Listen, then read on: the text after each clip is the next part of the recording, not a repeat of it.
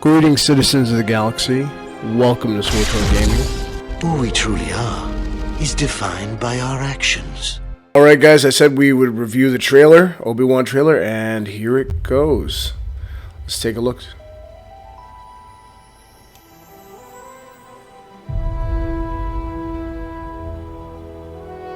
The fight is done. Nice. We lost. The John Williams score, man.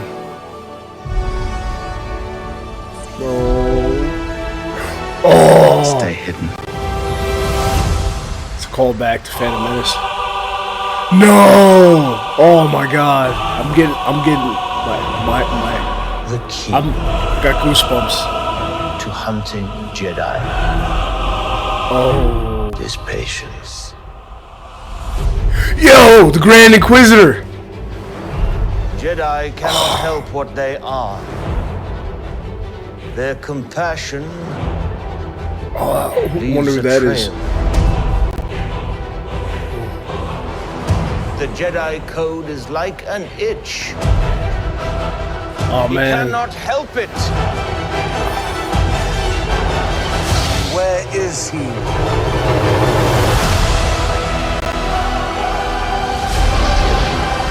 I think that.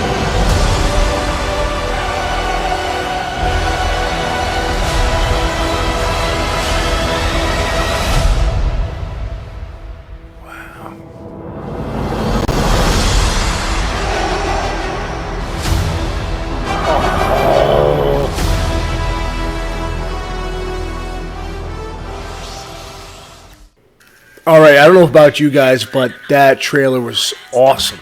It's completely awesome.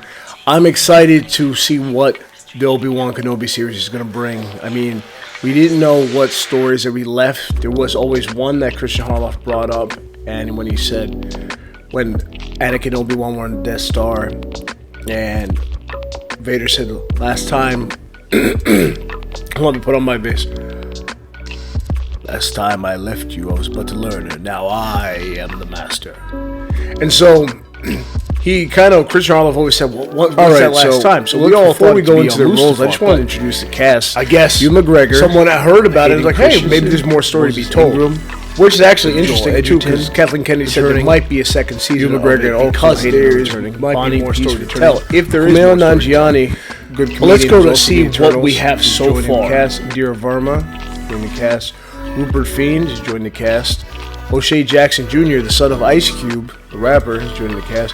Sung Kang of Fast and Furious, Tokyo Drift, and the latest fame has joined the cast. Simone Kessel and Benny Sadfi. Those are the ones that are. You have other people in other roles, but those are the ones that are being highlighted. So let me go now to what each one's going to play. So first, we're going to say Bonnie Peace is returning, as well as Joel Edgerton as Owen and Beru Lars, the parents of the younger version of the parents of Luke Skywalker. Not parents, I would say, the pseudo parents, who was the people who raised him, right? So we're going to see him return for the Obi-Wan Kenobi series. One thing I want to say is that I do recommend the book if you want to not know more about Obi-Wan Kenobi, because the story's not canon, but if you want a good Kenobi story, and you've already seen the cover of it. It's by John Jackson Miller. It's called Kenobi. It's a fantastic story about what was going on after Revenge of the Sith, especially after Rise of the Dark Lord. It's another non-canon Star Wars novel I think a lot of people would enjoy if you want extra. But I would probably read this after the Kenobi series. So what tends to happen is you find an awesome story, then you watch the series and you go, oh, they should have done this, and that doesn't fit there anymore. You know what I mean? Another thing I recommend too is watching Star Wars Rebels to get a look at the Inquisitors a lot more. Yes, we're going to get into the comparison soon of the things that are a little bit different, but I want to introduce those. One thing I want to say about Bonnie Peace, it's great to see her recover after, I don't know if you guys have heard, because you're Star Wars fans, but there's a documentary on I think HBO Max about the cult she was in. She was kind of and that she ended up helping to expose and get the cult leader locked up. Yeah, just go check it out on, I think it was NXVIM. You can check it out. It was based out of Albany, New York. So check that out. She did a good job in helping to lock up a guy that was quite a terrible guy. And now she's back in Star Wars, reprising her role. Now I want to talk about, as far as the character goes, of Joel Edgerton and as Owen Lars. Now Owen Lars, as we seen from the original Star Wars movie, now called A New Hope, it was just Star Wars when I was growing up, that there was an underlying tension between Obi-Wan Kenobi and himself, right? So maybe we're going to get in this series a little bit more knowledge about that, why he really hates Obi-Wan Kenobi. In the comics, Legend Comics, we saw that something happened where Ewan McGregor's character, Obi-Wan Kenobi, put Luke in danger, well, according to Owen Lars, or they were coming after me. I think it's generally what we understood. That's the reason why he doesn't like Obi-Wan Kenobi, but I'm hoping we'll get a little bit more in this series. All right, let's move on to our next character. Next, we got Moses Ingram for the third sister. I don't know if you guys know Moses Ingram, but she started the Queen's Gambit. I can look up her IMDb, but I want to keep it short for this video, because if I went into all their backgrounds, I could make it really, really long. But what stems to me, as far as the third sister, she looked quite different from her the animation we saw in Star Wars Rebels. As far as what I've seen, the third sister to be, but I'd like to see this live action iteration. See, I'm not so stuck on the fact they're going to look different. Of course they're going to look different. There are certain things I will make a caveat for how things look different. We will get into that, trust me when I say so. But when we first saw the concept art, we thought it was going to be the girl from the Fallen Order games, but it looks like it's a different, as she, spoiler alert, she met her end in that the Fallen Order video game, the second sister. So this is the third sister, and hopefully we'll get a little insight into her backstory, and hopefully we'll see what happens to her fate, or maybe her fate will be open-ended and she might appear later in the Ahsoka series, which would be interesting.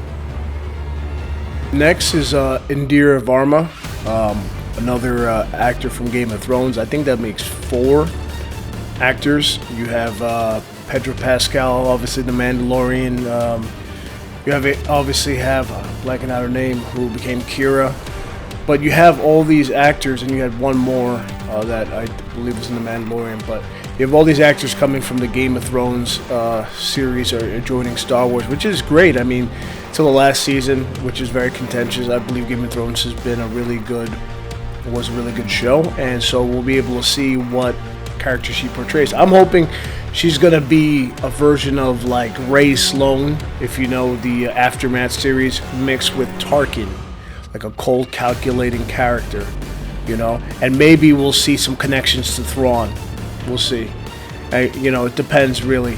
I mean, because Thrawn in the canon was a part of the Empire in its earlier stages, so we'll see. And this is for people who just don't know the new canon.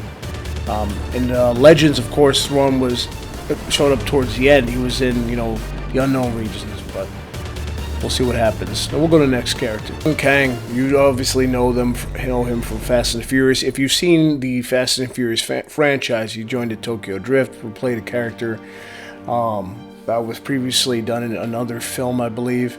But he's joining the Star Wars universe as a fifth brother. If you guys watch everything Star Wars, not just the movies, you'll know he's from Star Wars Rebels, where the Inquisitorius gets prominently pronounced, I believe, in the first season.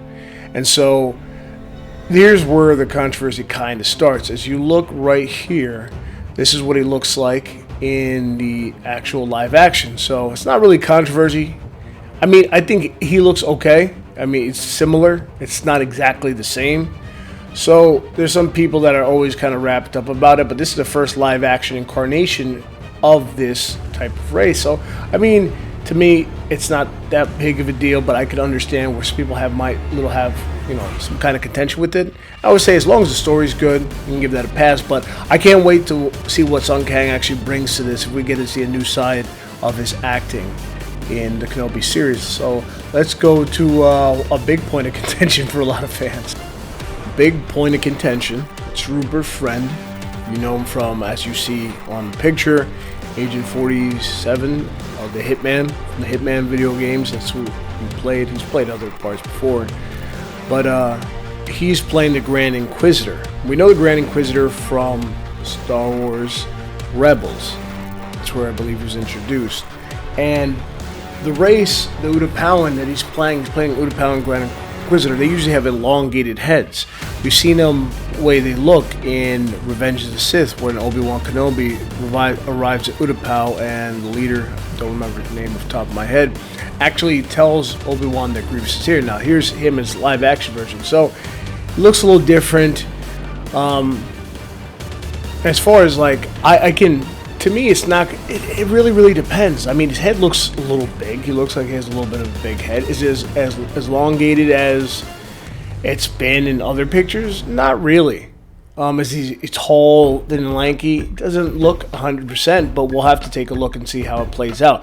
My whole thing is more the speech and cadence. Apparently the speech and cadence, if you listen to the trailer, is not similar to what we know of the Grand Inquisitor. But here's the thing too. Star Wars, and here's a picture from Star Wars Rebels comparing the two, and it looks at least similar there. You know, there's many different depictions. This is going to consistently happen, because here's another thing too. When it came to Ahsoka and her Montrails, where we talked about before how they were a little small into live action, it was the stunt actress who could not wear like 20 pounds of Montrails and still do her stunts safely. So of course they made that decision to prioritize the action. So maybe they could do stuff in CG. I get it. Yes, they probably could have done things like that. But then it would also raise the budget of the show, and you know, since Disney's losing money in parks and other stuff like that, they're trying to cut their budget on certain things. So they're trying to get the most return for their investment. I get that. But see, so I see both sides. For me, the story is the most, it's the most important. Even though I play Star Wars The Old Republic, as you guys know, I'm not the best player. I'm not going to be the best PvPer. I like the story. I like to immerse myself in Star Wars like I did when I was a child.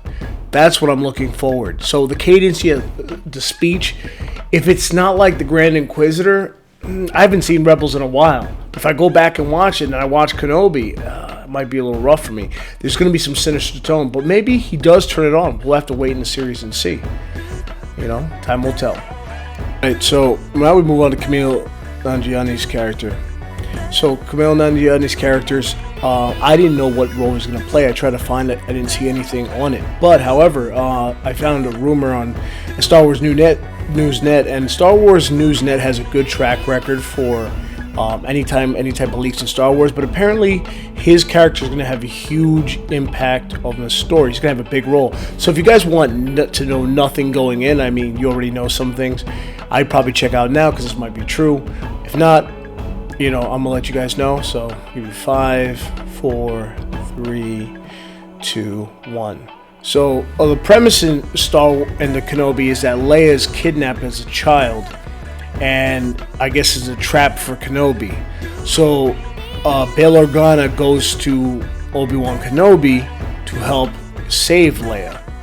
So Kumail Nanjiani's character is pretty much going to be a contact of sorts in a location that's going to be the opposite of Tatooine, more like a Reno, Nevada version, which is, you know, like a spice den, you know, of sorts. So he's going to be the contact there. That'll be a contact for, it's a contact like 100 times, but for Bail Organa to help rescue Leia. So that'll be his character. I'd like to see, because I like Kumail Nanjiani. He brings this kind of a sort of a levity to his roles. We'll see if this will be different, you know. Who knows? Maybe he's a secret villain in disguise. Maybe he's going to play a scumbag. We'll have to see. Always look for something dynamic in certain actors, and something that can bring out something I haven't seen before. But if we get something good that they usually do, it's fine as well. We have O'Shea Jackson Jr. Obviously, you guys will know that he's son of rapper Ice Cube, who came to prominence in portraying his father in Straight Outta Compton. Now, here's what you might not know. He's a huge Star Wars fan. He originally tried to try out for the role of Lando, which went to Donald Glover. and he was really crushed when he didn't get it. Not that he, felt entitled to it, but he wanted to get it because he was, role of a lifetime for the Star Wars projects. So he couldn't. He talked to, I believe, Collider about it, and he said he can't. Obviously, he says Mickey Mouse is bugging his phone, and he loves his family, and he wished he could talk about it, but he was really excited, and he says why working on the volume in the soundstage that they use for the Mandalorian, that you tend to forget you're not in this immersive environment until they turn it off and the lights go white. And if you've seen any of the behind the scenes on Disney Plus, you'll understand that that's how it looks like if you see any of the behind the scenes stuff. But I'm ready to see what he's got. I mean, I've only seen him in that. He's done a couple other movies, but I've only seen Straight Outta Compton, really. So I'm excited to see what he brings to the series, or who he's going to play. Simone Kessel, who's a veteran of the TV, who's playing, I don't know if it's been confirmed, but is playing the Seventh Sister, who again comes from the Star Wars Rebels, not animated but computer generated, as you see, series. I would definitely check that out before watching Kenobi. You know what I mean? Star Wars Rebels was actually a really, really good series. It starts off slow. Yes, it was Disney Kids originally. After the first season, it just continues to build and get better and better and better. And some of the best Star Wars TV comes out of that. So I would see that. She's starred in a lot of things. The Crossing on TV. A lot of sci-fi stuff as well. She was in Criminal Minds, if you remember that show, All Saints, the old school shows back in the 90s, Hercules, Beastmaster. So she's had a long, long career in television. So I like to see what shows she's going to bring to this series. So kind of excited about that. And seeing how she can, the Seventh Sister was kind of sinister, calculatedly sinister. So I like to see her tap into that sinisterness in this series. So joining the cast is one half of the Safdie brothers. Safdie, who's known, he's an actor, writer, director, editor, who's known for Good Times, Uncut Gems, Daddy Longlegs, and The Black Balloon. I was trying to find what he would play in the Obi-Wan series, but it's most likely he's going to play the voice of a droid according to the Star Wars Reddit. So give it what it takes. We don't know yet, but as we get more information, we'll find out. Can't wait to see what he brings to the series. We got Marise Alvarez. She didn't appear in the original picture I showed you of all the actors, but I found it on IMDb. It looks like she's playing a character called Nyche, Nyche. We don't have any feedback on that character, but she says she's from San Juan, Puerto Rico. So we have another Latina actress come in after you've had a couple too, which shows great diversity. And she has a good background. I mean, she starred in part 1 and 2, the Benicio del Toro movie with Che Guevara. Everybody has a Che Guevara t-shirt. So I'd like to go see that if her acting is really good in this part. So she has 35 acting credits. So we'll see what happens. It's a new character. It's something that expands the universe. So I'm all for it. We'll see what she brings to the role. Joining the Obi-Wan series is Maya Eskrin. You probably know her from Pen 15, the series on Hulu. I'm not exactly sure how that series is. I've not seen it. It is very interesting. According to her, she has a really tiny role, like one of those poof and she'll be gone. But I haven't seen any details about it. Since she's in a comedy role, maybe she'll bring some levity to the series, but who knows, maybe it'll be something else. But it's great to see more and more new actors and actresses entering Star Wars. So we'll see what she has to bring to the series altogether. So to be noted, in an article for Just for Variety, she actually praised director Deborah Chow and said it was very fun to do the series and that everyone there was huge Star Wars fans. So let's see that's positive feedback so far. The cast seems to be excited, so we'll see what happens. Meat and potatoes of this thing. So we're really excited to see the story of Obi-Wan Kenobi continued from his failure at Revenge of the Sith, where Anakin, he had to destroy his Padawan, or so he thinks, and he has to live with the guilt that he failed. He failed in keeping his promise to Qui-Gon Jinn to raise Anakin to be a powerful Jedi, the chosen one. And instead, Anakin turned to the dark side. So he has to live with that. Like, what part of Obi-Wan's acting are we going to see where he kind of renounces practicing the ways of the Jedi and just has to live in isolation and just keep his promise. So look, are we going to see him just deal with his emotions at the time? You know, because the Jedi code, there's no emotion, no peace and clarity. So how is he going to portray that remorse? You know, and the callbacks we see, because that's the reason why Hayden Christensen, which we'll get to later, is there. Also, if you guys have read the Kenobi Legends book, you know, he had a life on Tatooine. What are we going to see of that life? Him keeping a safe distance away from Owen and Beru Lars and Luke so that Luke is not in danger, but at the same time, just keeping track of them. Are we going to see how much are we going to see the Sand People? We saw in Book of Boba Fett, presence of the Sand People in the beginning. Tusken Raiders. So how much of the Tusken Raiders are we going to see? In the comics we've seen Obi-Wan actually saved Luke from that. It was actually called, it's also in the canon short story from a certain point of view. Are we going to see that scene in there where he saves him? Then, you know, Owen Lars actually berates Obi-Wan. Are we going to see also why Owen dislikes Obi-Wan Kenobi in here? Are we going to see the exact incident? Because there are general reasons, but in comics, legends, and canon, there was an incident, you know, that has to do with his life being in danger, where he pretty much told him to stay away.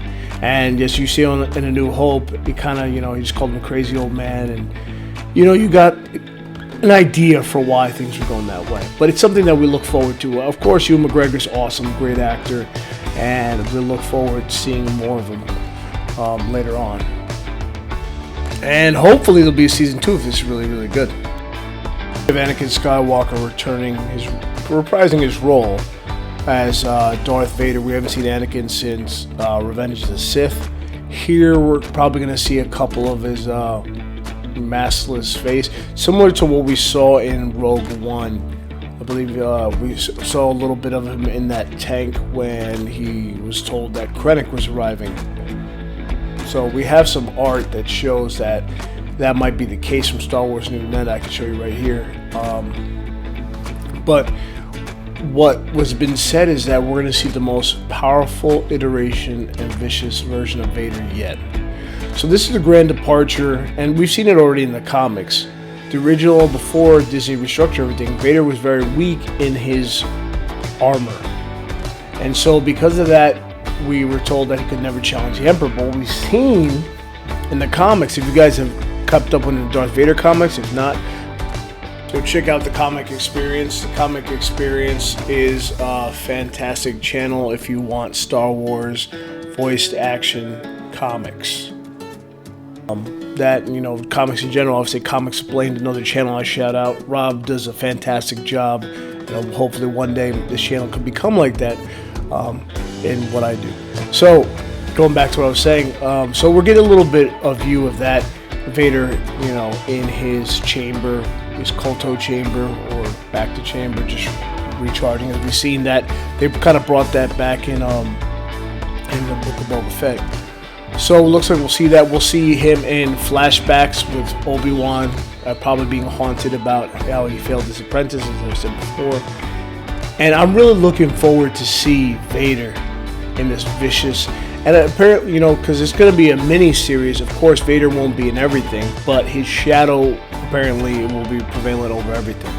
So I believe there will be one duel where, you know, maybe they corner Kenobi and Vader will say, "Leave him to me," and then he will come out and then, "It's been a long time, old man," you know, and "Anakin, I tried to save you.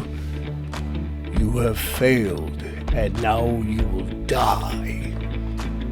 And that's my poor Vader. I mean, yeah, I always have like phlegm issues with my voice, but something like that, and then a fight of the century will occur between them. Because remember, this is not the old man Ben Kenobi who hasn't practiced the ways of the Jedi in many, many years. This is still Obi-Wan, who's very much in his prime and, you know, a respected Jedi Master.